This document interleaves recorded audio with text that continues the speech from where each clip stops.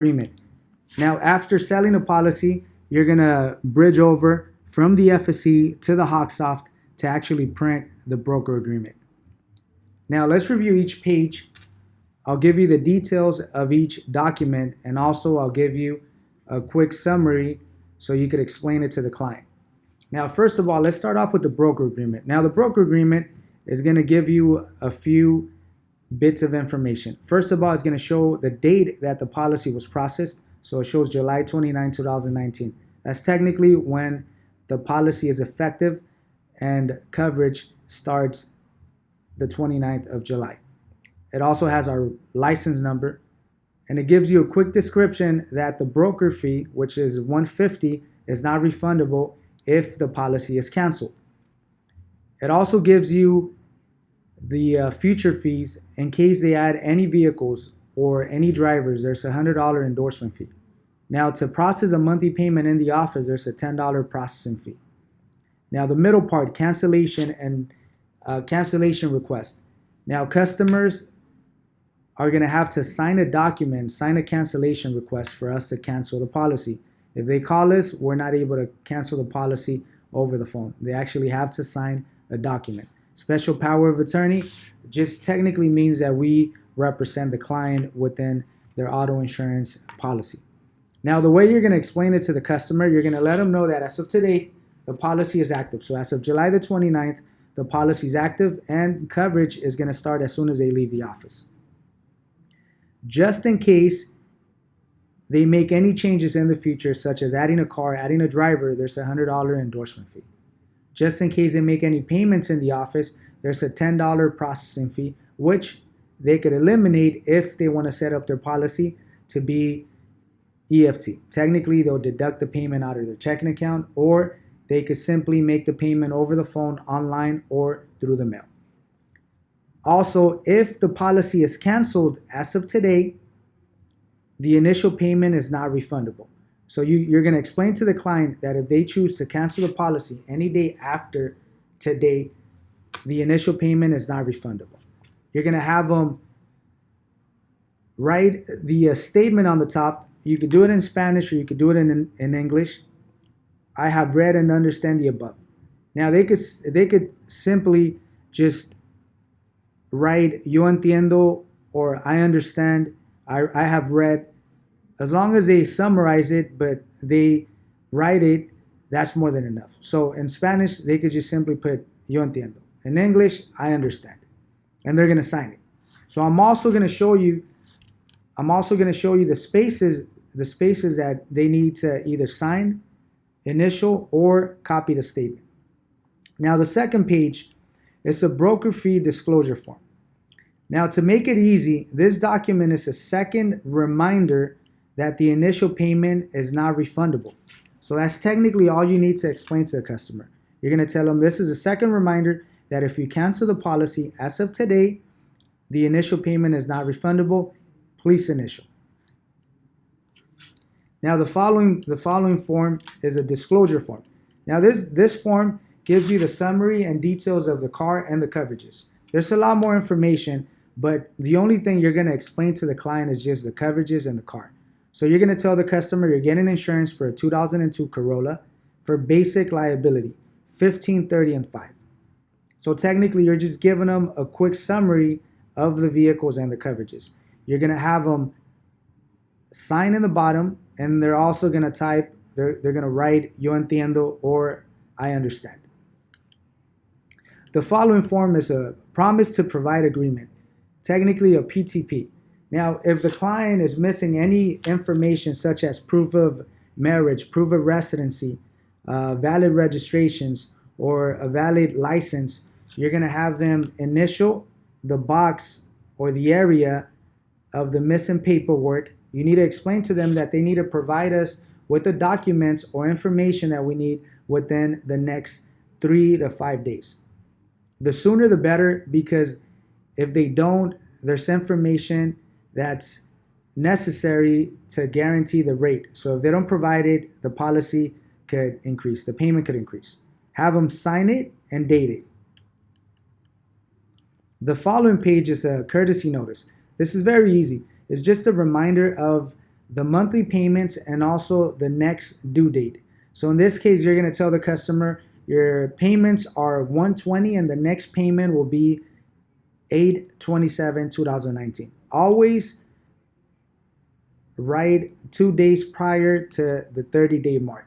So today is the 29th, so we would advise a customer to make the payment on the 27th of each month, and you're going to have them sign it. The following page is an auto liability coverage. Now this form technically gives you a description that the policy does not offer comprehensive and collision. It's only for liability and uninsured, depending on the coverages that the customer chooses. But in this case, it's only liability. So you would explain to the customer that their policy offers only liability coverages. If they want to add comprehensive and collision, they will need to manually, or they will need to add those coverages in the future. But as of now, the policy does not offer comprehensive and collision. Have them write "Yo entiendo" or "I understand" and have them sign it. The following page is a named driver exclusion form. This is an internal exclusion form that we have. Now you're going to have the customer write. Don't write the name for them. They have to write the name themselves. Anyone that's excluded, and these are the excluded drivers that you excluded on the FSC, they were excluded on the application, they actually need to write each name on this section. So if there's only one driver that's excluded, let's say if it's the spouse, then have them write the name of the spouse. They're going to sign it and date it. Now the middle part is going to explain a couple things. Technically, anyone that lives under the same address is excluded. There's no coverage if they drive the vehicle. Anyone that lives under the same address over the age of 14 is automatically excluded as well. So you have to emphasize on the fact that anyone that drives a vehicle moving forward, unless they're added to the policy, they're excluded, and have them initial each box. You're also going to have them write "I understand" or "Yo entiendo," have them sign it and date it. Once again, this is a manual exclusion form. Anyone that lives under the same address and is not added to the policy is automatically excluded. The following page, a vehicle certification. Now, the vehicle certification emphasizes on the fact that the policy is a personal use policy, and if they drive the vehicle for any commercial purposes, there's no coverage. Now, it gives you a description of all the different type of commercial businesses or different use of commercial purposes.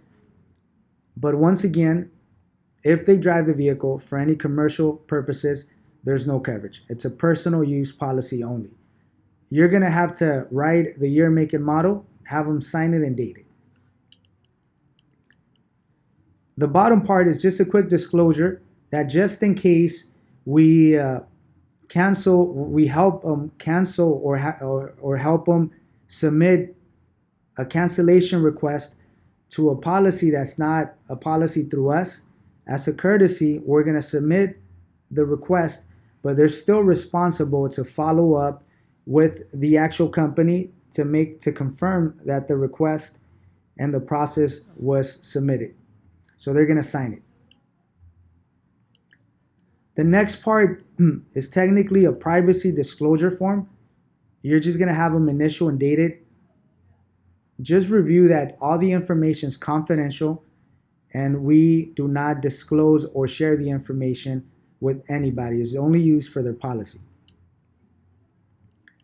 Policy summary, o resumen de póliza. This information is just a disclosure. Have the customer read it and initial each one of them, sign it and date it. This is more of a summary of all the application to make sure that everything that we have on the application is accurate. So it's confirming all the information. Have them sign it and date it. Now the last form, it's more of a checklist.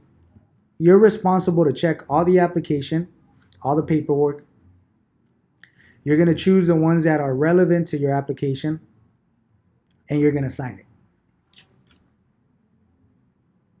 So once again, let's just quickly summarize The broker agreement. Once again, the broker agreement is a document that emphasizes when the policy starts, that the endorsement, which is endorsement fee of $100 or the monthly payment of $10, will be requested if they add any vehicles or make any payments. If they cancel the policy, as of today, the initial payment is not refundable. You're going to have them sign it and you're going to have them write the statement. Broker fee disclosure form is just a second reminder that if they cancel the policy, the initial payment is not refundable. They're going to initial it only. Disclosure form, just review that the coverages that they selected are liability only. Review the limits of 15, 30, and 5, and it's only one car, a 2002 Toyota Corolla. Have them sign it and write the statement yo entiendo. PTP, anything that's missing, any documents or information that's missing, have them initial the box next to that information, have them sign it and date it, and let the customer know that within the next 3 to 5 days we need that information. If that information is not provided,